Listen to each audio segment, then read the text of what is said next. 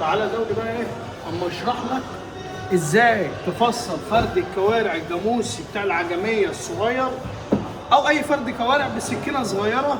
خطوات بسيطه. الحكايه كلها هي قصبه الرجل وشويه مفاصل انت بتمشي عليهم بالسكينه، تعرف مكانهم فين وتمشي عليهم بالسكينه وتجيبهم بسهوله. تعالى بص، ممكن تبدا من هنا وممكن تبدا من النص من هنا وممكن تبدا من النهايه من هنا. الاسهل ليك دي اسهل طريقه، تيجي من عند بز الرجل، ده اسمه بز الرجل اهو، من عند البزين دول وتنزل بالسكينه لتحت، تعمل خط كده.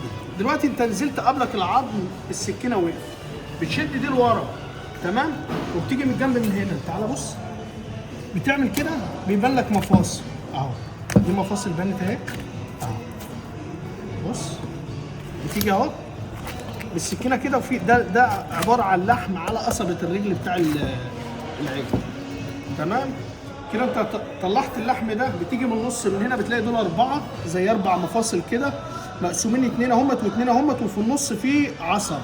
بتنزل بالسكينه بسنها اهو وتفصل العصب ده، تقطع العصب ده بالسكينه. اول ما تقطع العصب بالسكينه بتلاقي فرقت معاك كده 2 تمام. بتمشي على قصبه الرجل بالسكينه كده. انت طلعت قصبه الرجل اهي لوحدها تمام، واللحم كله بقى معاك اهو. بتيجي هنا في مفصل اهو، بتمشي كده بتفصل المفصل ده بالسكينه كده. انت فصلت المفصل الاولاني اهو وفصلت. تعالى برضه في مفصل هنا تاني، تعرف تجيبه ازاي؟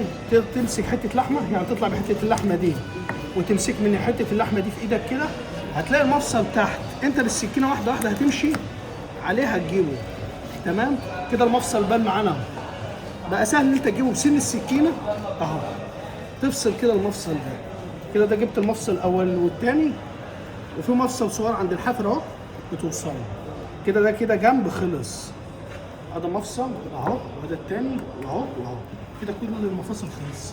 الجنب الثاني نفس الكلام اهو، بتيجي عند المفصل ده اهو اهو بالشكل ده. جبت المفصل ده بتقطع كده وتمسك حته اللحمه دي في ايدك، دي تمسك منها عشان تجيب الحافر المفصل الاخير بتاع الحافر.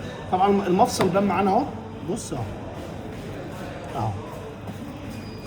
تمسك من حته اللحمه وتفصل اهو، بص المفصل بسن السكينه الصغير كده. انت جبت المفصل الاخير اهو، اتفصل اهو بالسن كده اهو. بص اهو كده، ده المفصل اهو وده المفصل الثاني. وتيجي عند مفصل الحافر اهو فصلت. تعالى بقى نقطع، شوف بقى هي تقطع اهي حتت صغيره اهو، وده الحافر اهو، شوف كام حته، وادي قطعه اهي، القطعه الثانيه اهي. تعالى برضو الجنب الثاني اهو اهو، بص دي عباره عن حته لحمه فيها عظم صغير، بتاخدها نصين بالطول اهو، وبتاخدها برضو ايه قطعه كده. هذا قطعه وهذا قطعه.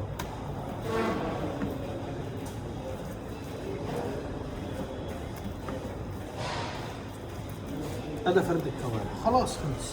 طيب في ناس بتقول لك كوارع ميزتها في عظمها، احنا كده كده مش هناكل عظم، كل اللي احنا بنستفاده من العظم هو اللي في قصبه الرجل، النخاع الداخلي.